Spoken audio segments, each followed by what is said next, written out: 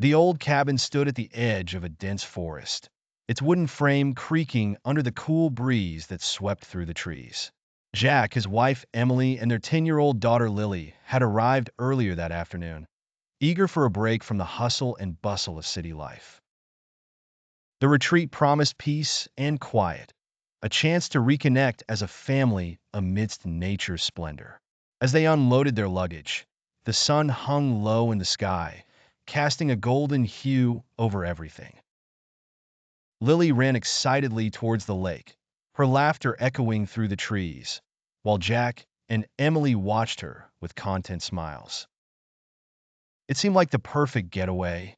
However, as night fell, the tranquil atmosphere took on a more sinister tone. The forest, which had been so welcoming in daylight, now loomed dark and foreboding.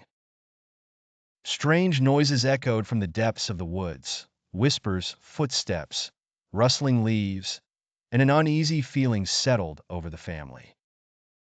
Jack dismissed it as nothing more than the sounds of wildlife, but Emily couldn't shake the feeling that they were being watched. The real terror began with small, inexplicable events. Lily's beloved teddy bear went missing, only to reappear in odd places around the cabin. Doors that were firmly shut would be found ajar. Lights flickered unpredictably, and the air inside the cabin grew cold and clammy, even with the fire blazing in the hearth.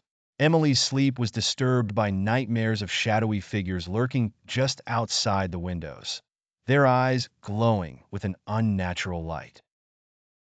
One evening, while Jack was preparing dinner, Emily ventured outside to gather some firewood. The forest seemed to close in around her, the sounds of nature eerily silent. As she bent down to pick up a log, a pair of eyes glinted at her from the underbrush. She froze, her breath catching in her throat. Slowly, the figure emerged, a ragged, ghostly apparition that sent her scrambling back to the cabin in terror. She slammed the door shut behind her heart racing, but when she turned to warn Jack, she found him standing in a trance-like state, his eyes vacant and unseeing. Over the next few days, the hauntings grew more intense.